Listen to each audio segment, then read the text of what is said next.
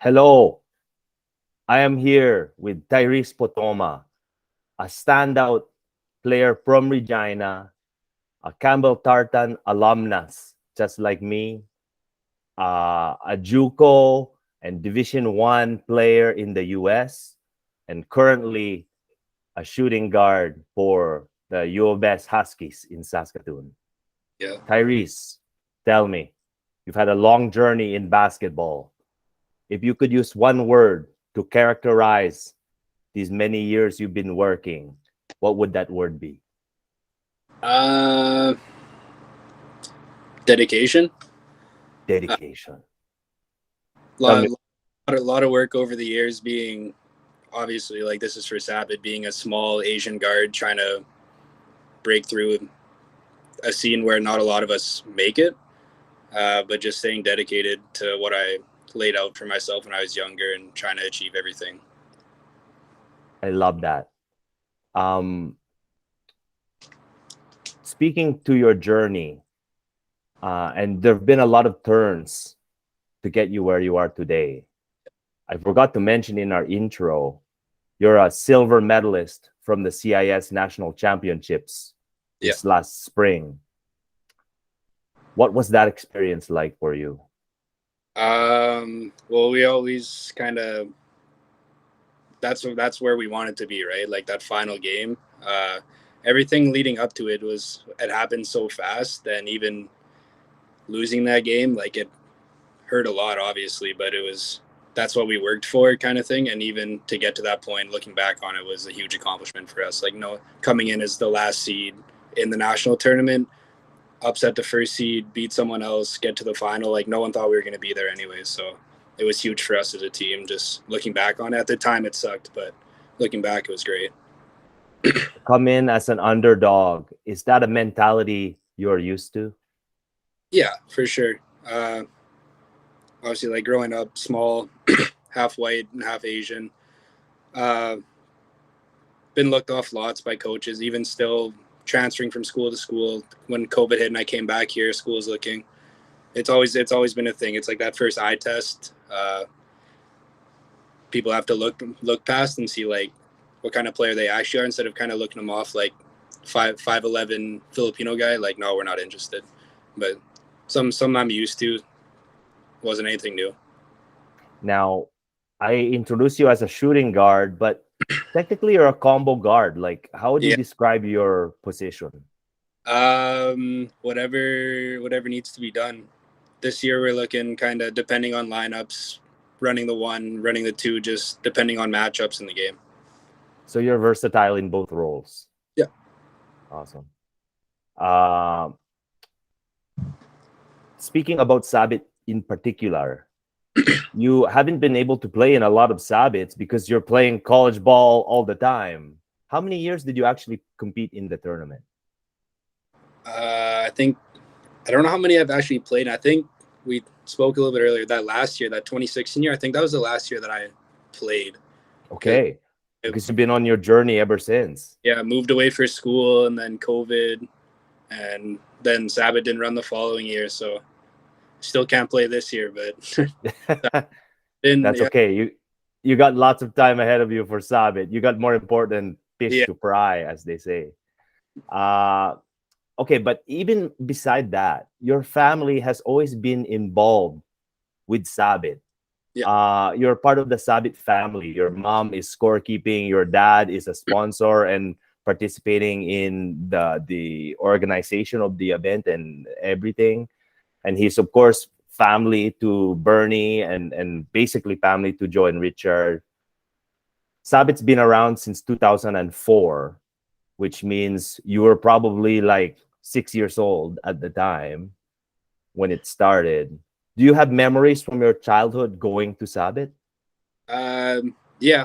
It's obviously something I look forward to every year. Missing it the last couple of years kind of sucked with it not running or being away for school, but it's kind of nice.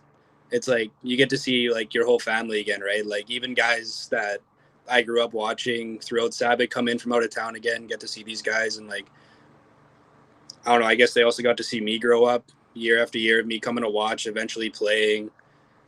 following me wherever else. But it's been nice. Like obviously, my mom and dad, Joe, Bernie, Richard, all those guys, like just kind of like raising me through this tournament. You mentioned identifying as an Asian basketball player. What did S.A.B.I.T give you that has stayed with you on this journey you've been on as a player? I think just kind of like that Asian or Filipino pride.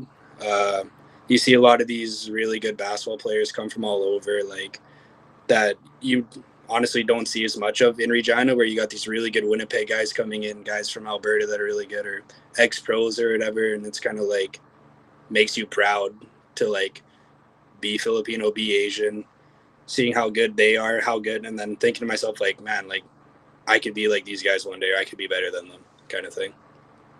I love that. I can identify with that as well, because as a fellow Filipino basketball player, to be exposed to talent from other cities, everyone comes together. In many cases, they're coming every year, so you get, like you said, to know them, Yeah. and they get to know you. It's a special thing for sure.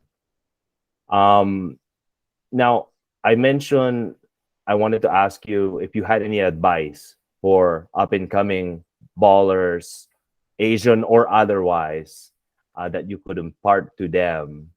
What would you say, to give them advice, to achieve a higher level of basketball?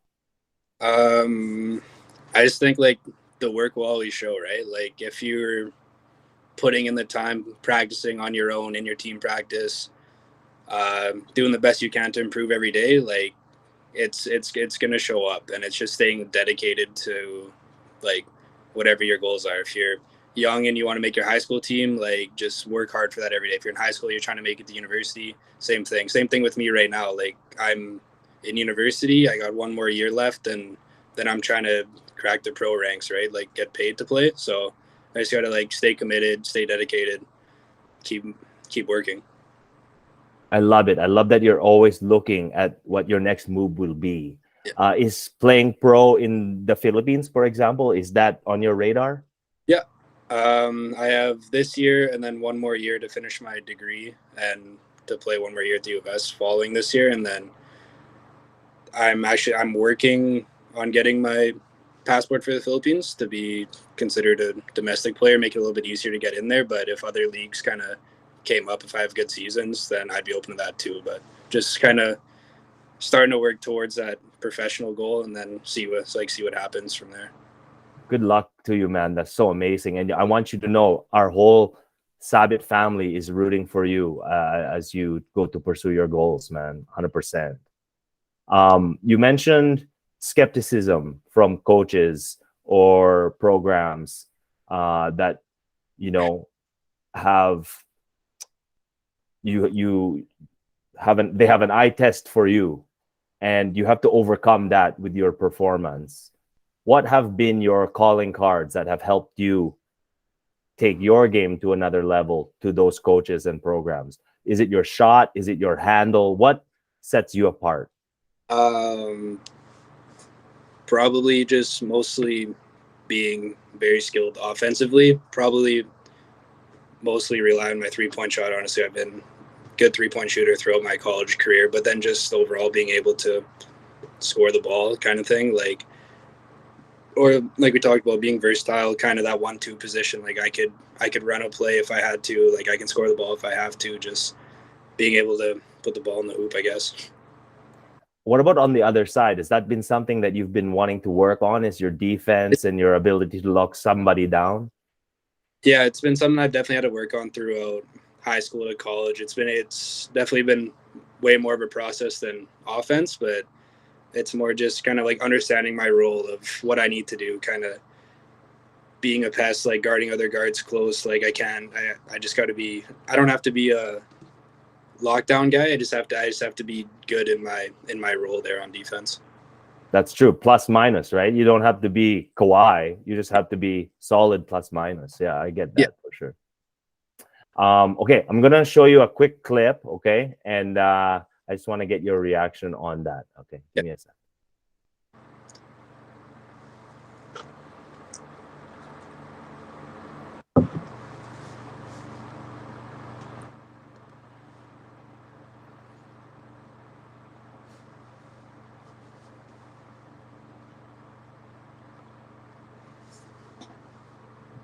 Okay.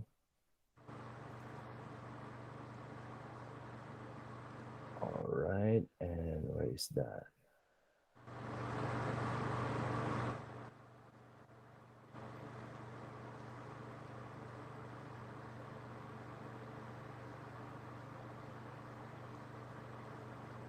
No, that's not it. Okay, here it is. Okay. I just have to share my screen. 1 second.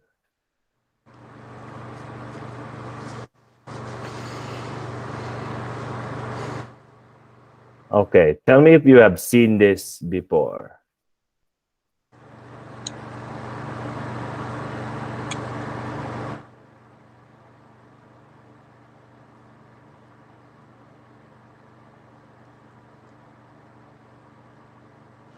Oh, it's a loose ball. Another loose ball. Transition. Long pass. Steal.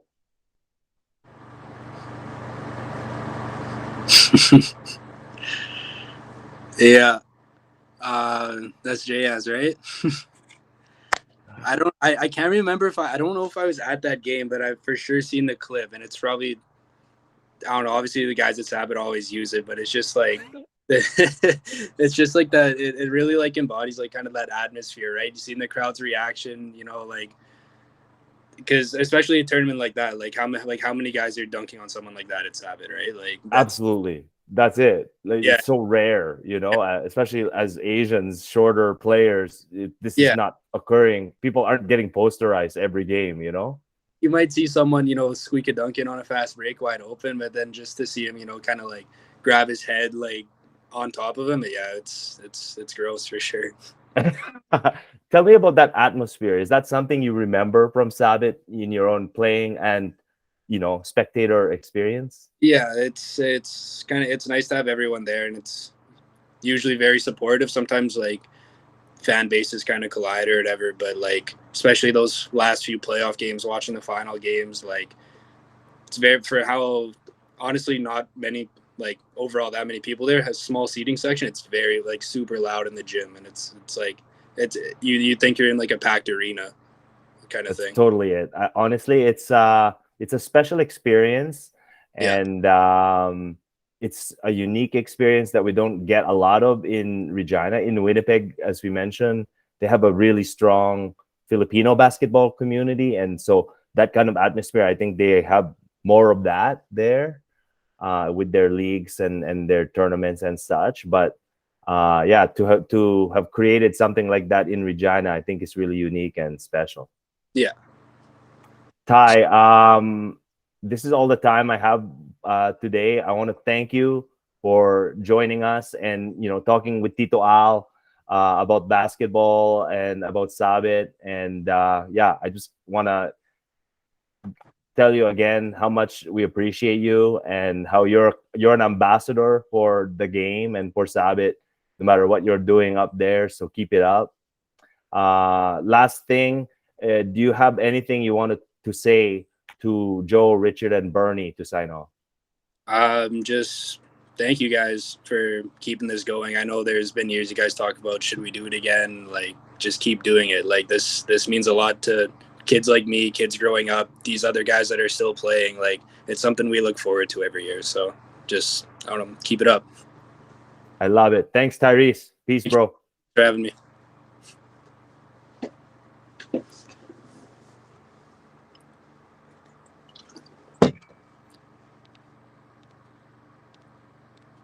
Tito Al.